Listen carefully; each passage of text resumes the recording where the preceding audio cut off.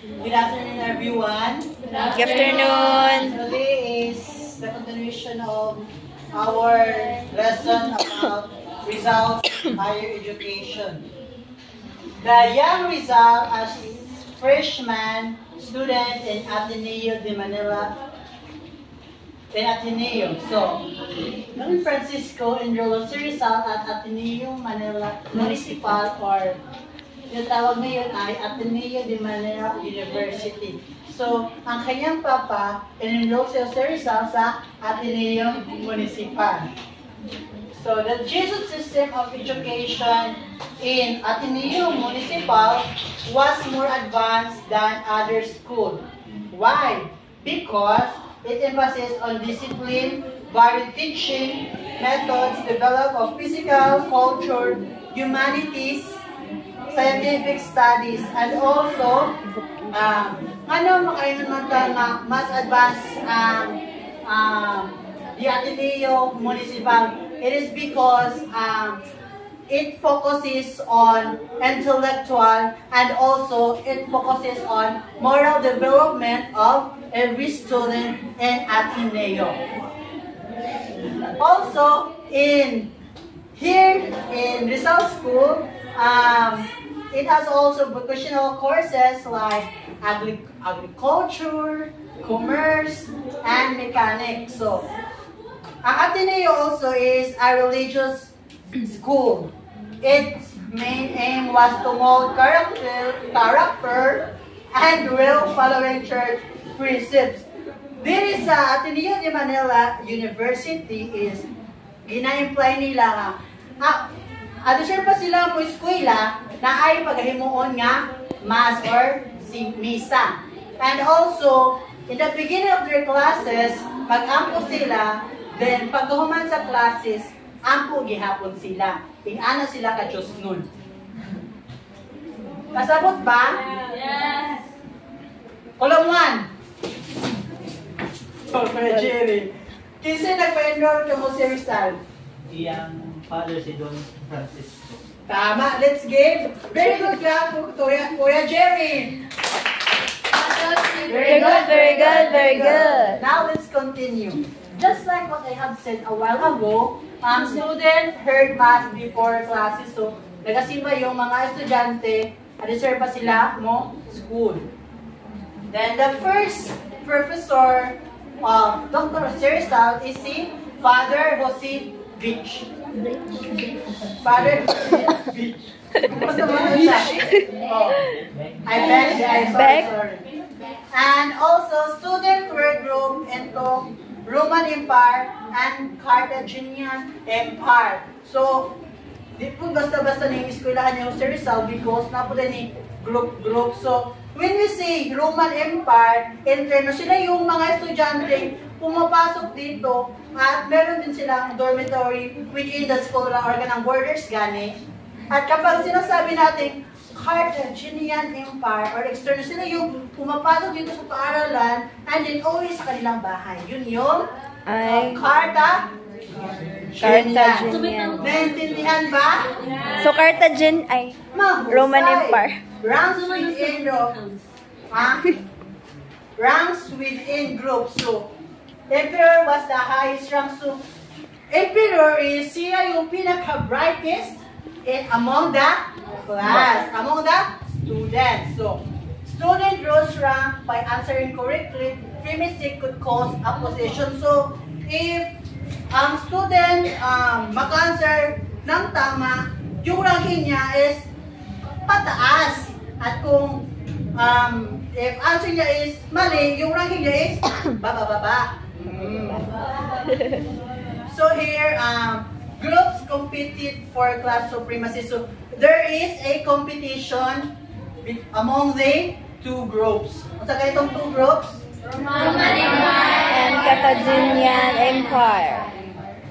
Now let's proceed to the next slide para mailhan nato kung asa naggrupo si Rizal. Rizal started as Carthaginian. So Rizal belong to the Carthaginian. Very good. In just 1 month, Jose Rizal became emperor and recognized as the brightest pupil. So, di jud basta-basta si Dr. Si Rizal na good na. He is so bright, talented, and respectful, anything. And received his first prize at Ateneo, and it is called a religious picture which made him proud. So, kung makatanggap ka religious picture, bright ka.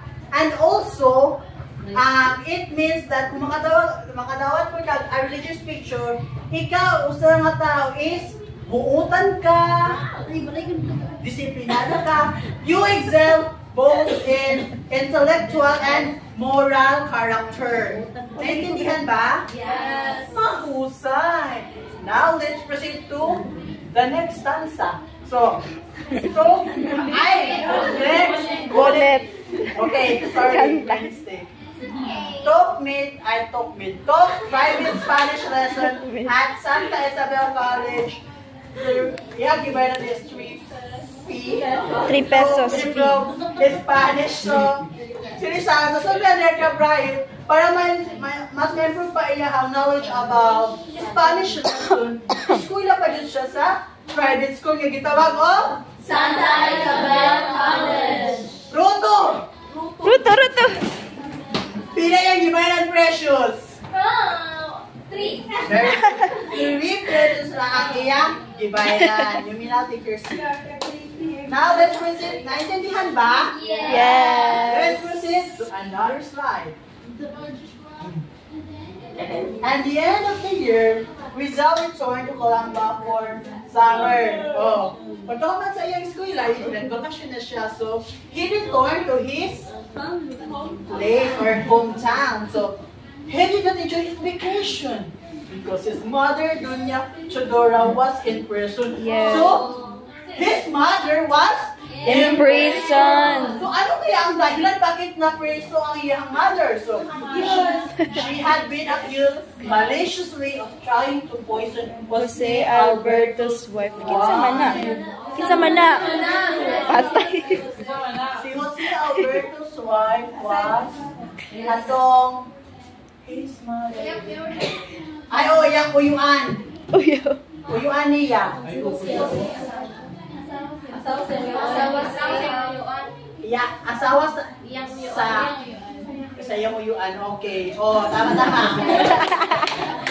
And the punishment to her mother was forced to walk 50 kilometers from Calamba to Santa Rosa, hastang layua. And imprisoned for almost 3 years or 2.5 years.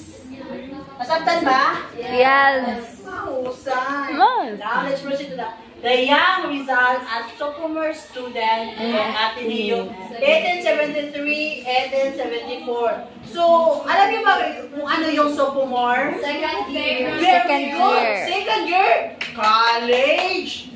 Oh. So, in second year college, received excellent grades in all subjects and earned gold medal. So, si Rizal, taghani siya na awards.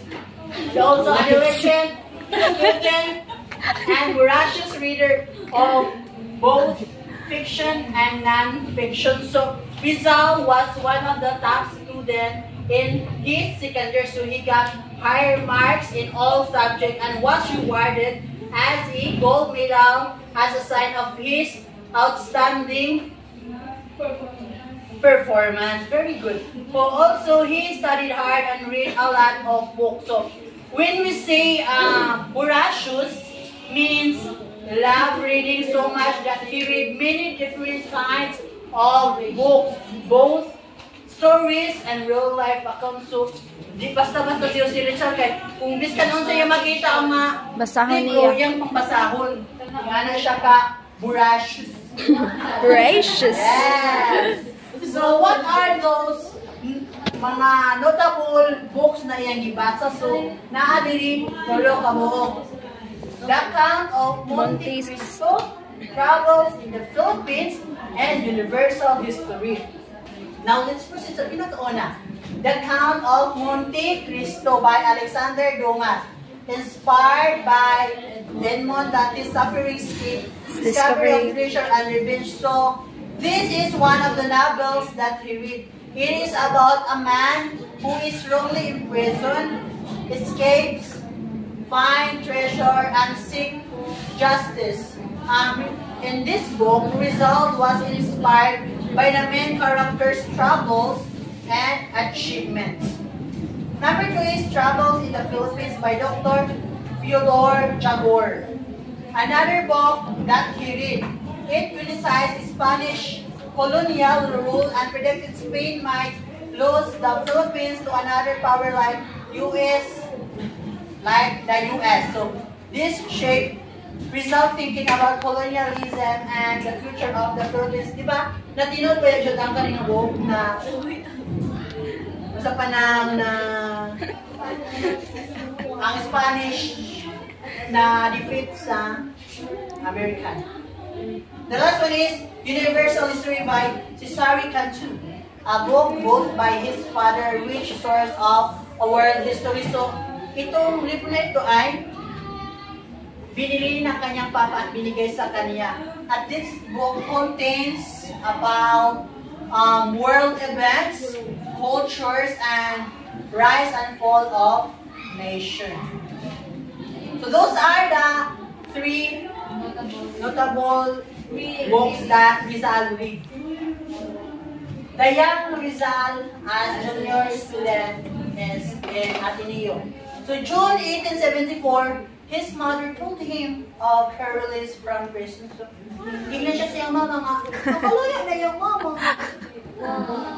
Then maintained excellent grades, but performance slightly declined compared to previous years. So here is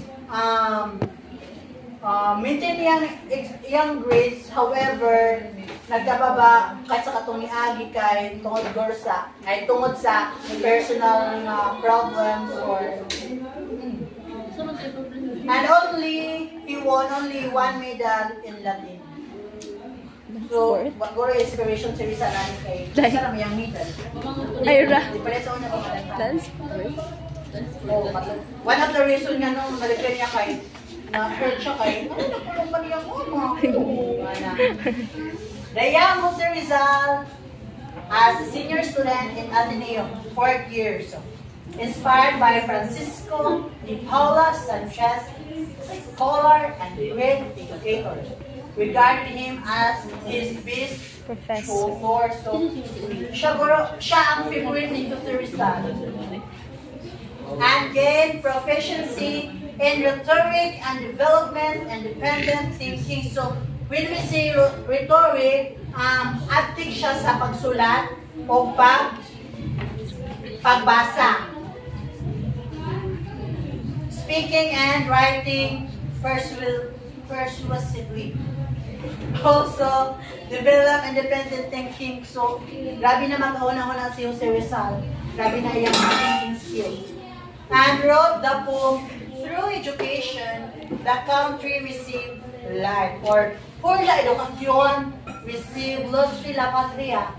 Emphasize responsible education to instill noble ideas, virtues, and discipline. So, in this poem, Rizal stressed that education gives people knowledge, virtues, which lead to stronger and a better nations. Now, let's proceed to the Rizal literary achievement in Ateneo. Rizal became a member and prefect of 2 exclusive organizations. So when we say prefect, ito ay tinatawag na leader. O saan na prefect? Leader! Husay. So Rizal became a leader of the Academy of Spanish Literature and the Academy of Natural Science. So, di-appeal siya, di lang para mo-appeal, pero mahimok mo siya leader nga nakabagtik si Jose Rizal.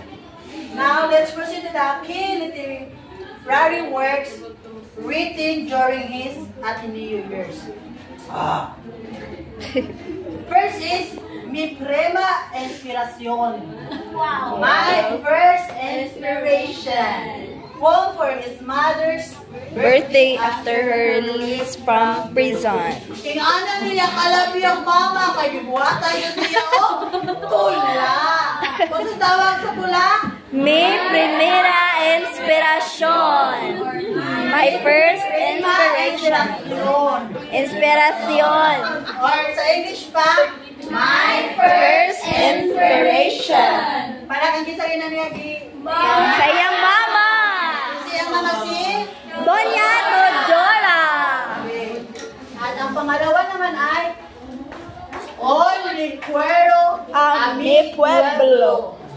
or In Memory of My Town. So ito yung tribute niya sa Calamba. Number 2 is Intimate alliance between religion and good education. So, sinulat niya ito it is all about a work showing his belief that religion should support moral education, di ba? Ang education man yun is nag-teach sa atin ng mga good values and mag-develop sa ating moral character. And number 4 is, through education, the country received life, reflected his high regard for education role in national progress and welfare. So, his poem about how education can lead to national progress. Diba kung every county na education, mo prosper dyan, no? Mo sustain pa dyan ang atong country, mas mo develop pa dyan ang ating country if tanan tao po well educated kay ano no? Di man ta malimpungan kung well educated ta. Dili mabasta-basta ang atong country kung naay education. Now let's proceed to the next slide. Rizal artistic achievement in Ateneo. So, si Rizal, dili lang siya more on writing and speaking. Naapod siya other talents. Ingani ka kubiyan si Jose Rizal. He studied printing under Agustin Saiz and sculpture under Romualdus de Jesus. So, di basta-basta, no? Magsulat pa siya ng mga libro, basa pa. Pero di atin na po siya o pagka-painter. And the next one is, he carved an image of the Virgin Mary from Batikuling wood wood. using only a pocket knife astonishing the Jesus Father. So, di ba? Tungod na sa isa ka wood, tapos sa gamay nga kutsilyo, nagabuhat siya og image of Virgin Mary. Nga na siya ka talented. O di na pa na pabilib niya ang mga Jesus Fathers o mga padre sa Ateneo. The last one is carve the Sacred Heart of Jesus, which related Father Leonard. So, carve po niya. What na siya carve? About sa Sacred Heart of Jesus. Which is, nakapahappy kang Father Leonard. So, maura to at maraming salamat. Mabuhay.